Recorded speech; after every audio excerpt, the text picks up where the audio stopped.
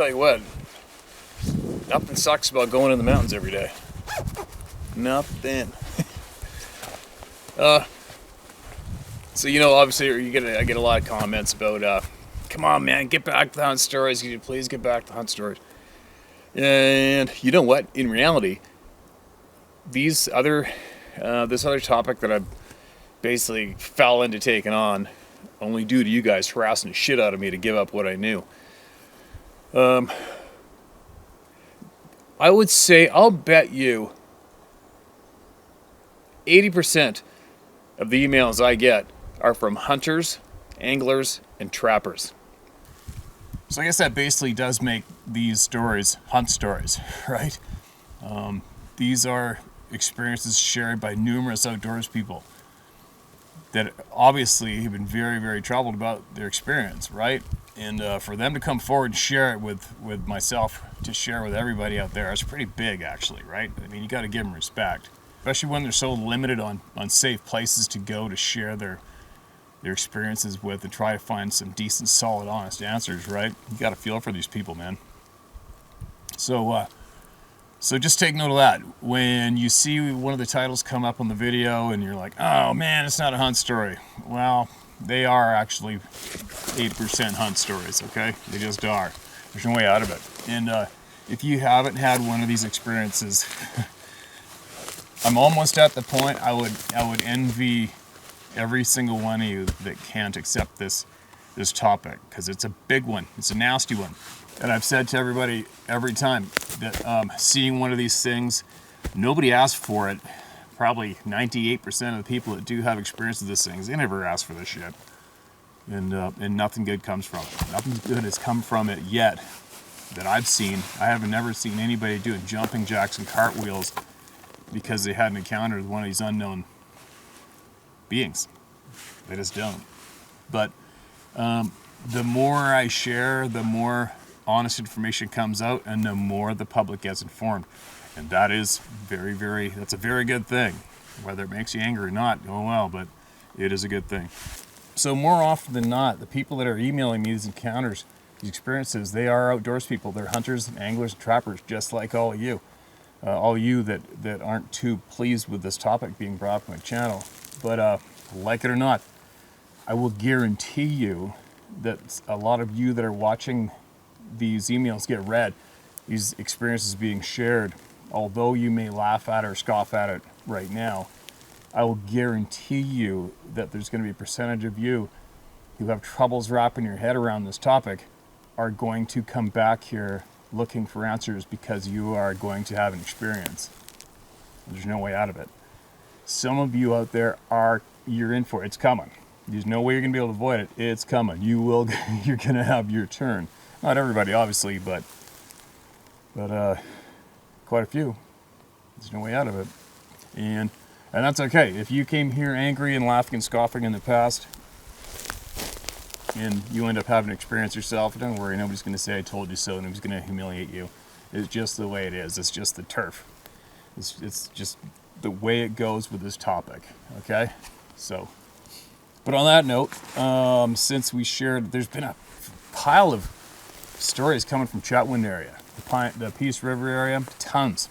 And they just keep coming. Like here's another one. This is a hunt story. Okay, this is a hunt story. And here's one I'm going to share with you, and it's very interesting to me anyway. Maybe I pulled this off without the readers. Okay. Good evening, Steve. I've just had to pause in one of your videos so I could focus enough to hammer out a coherent email. Yeah, I'll try that. I better wear the readers. All right, here we go. Good evening, Steve. I've just had to pause in one of your videos so I could focus enough to hammer out a coherent email. It's been an unexpected and somewhat unusual pleasure to stumble onto your channel, which happened when I was doing some research on wolf and predation hunting control here in our beautiful province. Coincidentally, we happen to recreate and spend time in some very similar areas. I wouldn't at all be surprised if we've passed each other on Highway 40, the Duffy, or somewhere up in the Peace region. To give you a bit of background, I'm turning 30 this year and have been part of hunting since before I could walk. I was brought up in a hunting family. My father was a very accomplished hunter and fisherman, and my uncle, a guide, trapper, cowboy, logger, rancher, from the caribou, who for the past decade has been eating, breathing, and sleeping hardcore wolf predation control. Right on. That's a good thing. I've spent more days in the bush than I can count. Done some guiding for moose in west central BC, and I always felt confident and competent being outdoors. I've been successful on many deer, elk, moose, and bear hunts and been charged by more than one grizzly and attacked by 4 cougars at the same time. No way. Doubt this all you want. I'll share the story later if you're interested. Who isn't interested in hearing that story? Mail it away, man. I'd love to read that, for sure. And I don't doubt you for a second. The event that changed things for me and my outlook on being in remote parts of our wilderness here in BC happened in September 2014. I was outside of Chetwynd hunting with 3 other friends and my uncle happened to have already killed a large 6x7 bull elk and was still looking for a big bull moose, so he decided to join us for a few days. I appreciated it, not only for his accompanying 3 good horses in case we needed help extracting, but he's very familiar with the area and could help us on the right foot. He knew the location of a fresh wallow and explained what he thought would be the best plan of attack. The extent of all this detail will make more sense later in the story. The 4 of us woke up in a wall tent a few hours before sunup and discussed what our plans for the day were. I said I wanted to hit the wallow my uncle had told me about and see how fresh the sign was, and one of the guys said he would join me if it was all right. Made sense to split up in pairs, and the other 2 guys wanted to go to the opposite direction, so we agreed to do that and left camp in the dark after some breakfast and coffee. As we left, I could see my uncle was saddling a horse in the glow from a small fire. He had declined our offer to join the wall tent, opting for his usual bed of a sleeping bag on the ground beside the truck. "It's thicker than shit in here. Go real slow and good luck," he said to men and my partner as we walked past. The brush was thick and the going was slow. As we headed towards the area I thought the willow be, but that was okay as we were waiting for some light other than what our headlamps could offer. About 40 minutes of careful stalking in, we got to the shallow moss-covered gully that would lead into the wallow. No elk there, but lots of fresh signs, so we decided to head deeper into the bush. We shortly started to bump elk, never getting close enough for real good luck, but I got a glimpse of hide here and there, which kept us quietly moving forward after the herd. Hoping for an opening where we could see longer than 40 or 50 yards, we kept on. I'm sure you're familiar with how much deadfall there can be on the forest floor in this country, but after an hour or 2 of walking further in the direction of the elk, it became clear there was more deadfall than standing timber. The fallen pine and spruce were almost completely covered in thick, soft moss, which created a crisscross of tight ropes that could be traveled in almost eerie silence. After more than an hour of this, nearly noiseless walking, I finally seen elk. The timber we were in was now more sparse, as so much of it was laying horizontally, which allowed sight lanes up to nearly 100 yards. I was out in front of Jack, please don't use his name, and motioned him to stop and look at the cow in front of us about 60 yards away, and he nodded acknowledgement. The cow looked uneasy and started to dart off almost directly away from us, and as she did, I caught more patches of tan hide in multiple directions around us, and I realized we had made our way right amongst the herd. I wanted to get a look to see how far they had gone and if there were any more around. I made my way towards where I'd seen the last animal, and we came to an area that was more or less ringed by trees, and what I was looking down into was slightly lower in elevation and fairly open, apart from a huge upturned tree, the roots of which had pulled up the moss floor with it. "There's an effing dude down there." As soon as I got to the edge of the trees, I raised my rifle up and started scanning for what I hoped to be a big steaming bull elk.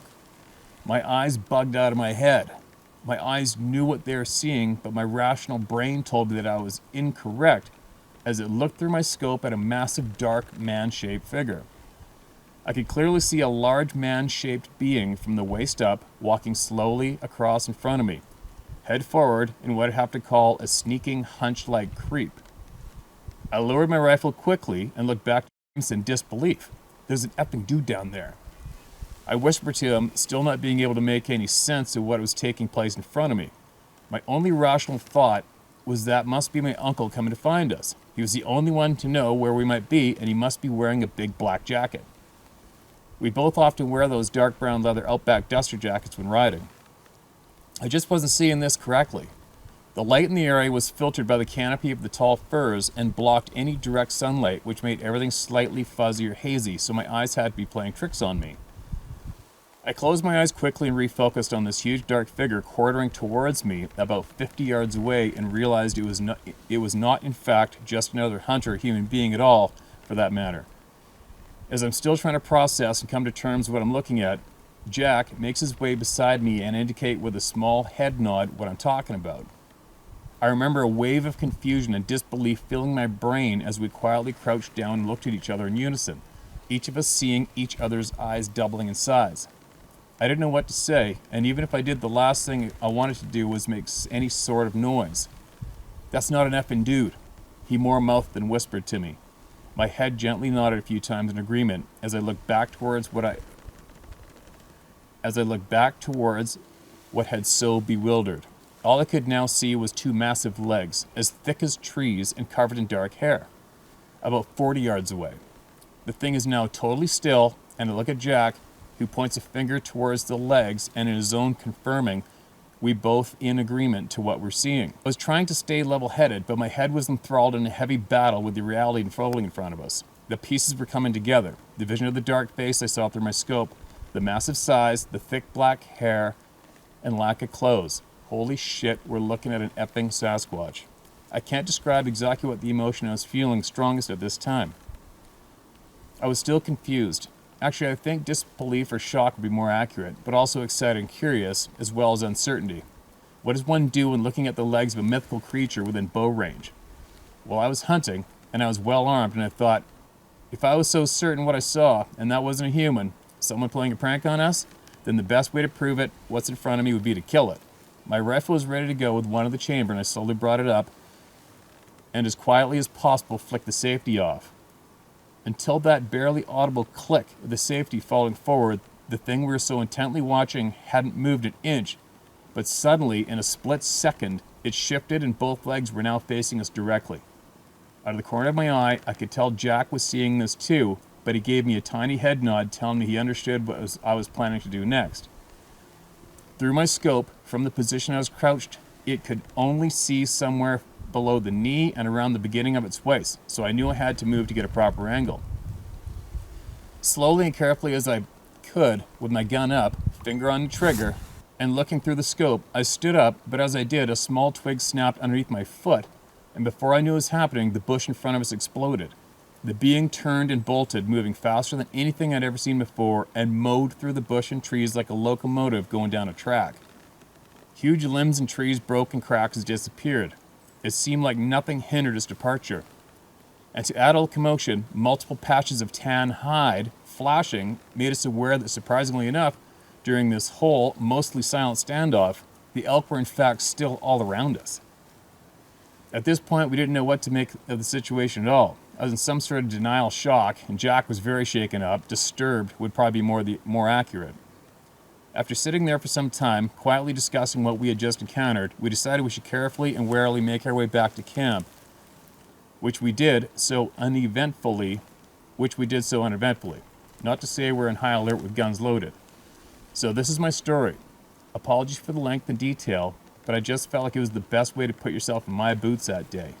I've always wondered what would happen if I had settled the crosshairs between its eyes and squeezed off a round. I just don't know. Listening to you tell other people's stories, I do find mine somewhat unique for a few reasons, and missed out on the full Squatch experience. I never really experienced any of the feelings of dread or fear, until maybe it turned and faced us directly, making it clear in my mind that it was very aware of us, and even then, I think it was maybe just some anxiety of the fate coming from my decision to shoot. I didn't smell anything strange, I never made any kind of noise until it tore off away from us. I have a theory regarding this. I believe we interrupted its hunt. It was so focused on the elk that it didn't notice our presence right away, and that's why I was able to get such a good look at it creeping along. I'm no expert, I'm no researcher, and before this experience I probably would have put myself in the Joe Rogan camp of non-believers. I doubted my own eyes, even though I had someone I trust with my life right beside me telling me I wasn't crazy for seeing what I'd seen. We didn't tell the other guys in camp, although I do go over to my uncle and ask him directly if he had ever seen or experienced anything in the bush that made absolute no sense whatsoever. He looked at me with a smile and said, "So you saw a Sasquatch, eh?" I didn't know if he was serious or not, but all I could do was nod my head. Unfortunately, he wasn't of any help at that time and only tried to convince me I saw a retarded bear walking around. I just know this wasn't the case. There's actually more to this part, but I feel like the email is already too long, and I know you're busy guys, so if you have the interest, I'd be more than happy to share via email, phone, or over a beer one day. I'd also like to offer my help. Not sure what that looks like, but I saw one of your latest videos where you're thinking of getting some help reading and replying to emails. Not sure what that looks like, just throwing it out there. I drive a black crew cab long box Duramax, usually there's a sled deck on it. I drive it through Pemberton a decent amount, and I hunt elk around Chetwynd, in mid-September usually. I'll be sure to tip my hat if our paths cross. Go ahead and share all or any of this. Sorry if it's long. Know you're welcome to use my first name. Leave out my last name professional reasons. I don't need my blank colleagues thinking I'm some whack job. But if you could leave out Jack's name, I'd appreciate it. Sincerely, Justin. P.S. I'm not sure if you horse hunt around Chetwynd, but if you do, I bet you bumped into my uncle. He drives a white Ford single cab flat deck with a horse rack and 3 horses. I know he said there's a lot of horse guys left in that country, but he's bumped into a few of them over the years. Small world, and I just figured I'd mention it. There you go. And that is basically exactly what I was just mentioning in the beginning of this one, is many of you out there who are the hunt fans, fans of howtohunt.com, and the hunt stories that I share and the videos. There's going to be a lot of you out there that just can't wrap your head around this topic. You're going to shake your head at it. It's going to annoy you. You're getting sick and tired of it. And but just so you know, like I said in the beginning, many of you guys out there, this experience is coming your way. It just is. There's no way out of it. And thankfully, this will remain a safe place for every single one of you to come and gather up any kind of knowledge, ask questions, get them answered, see who's a legitimate person you can trust or not, and gain knowledge you can help understand, so you can help cope with and understand the experience you had when you're out there in the woods. Okay? So, there you go. Anybody else out there, you still email me at anyone else out there, you want to get something off your chest with me and others, just share it to email it to sharemystory@howtohunt.com or tellmystory@howtohunt.com, and somebody will get to that eventually. Now, and I do appreciate literally the dozens of people out there who are offering up help to go through my emails, but you got to understand, how would myself or anybody give access to their personal email to some stranger on the internet? It's unfortunate. It's just not going to happen. That's not going to happen. So I got some help here. I got some help here, and we're getting things done regardless. But there you go. There is another one, and that is a hunt story.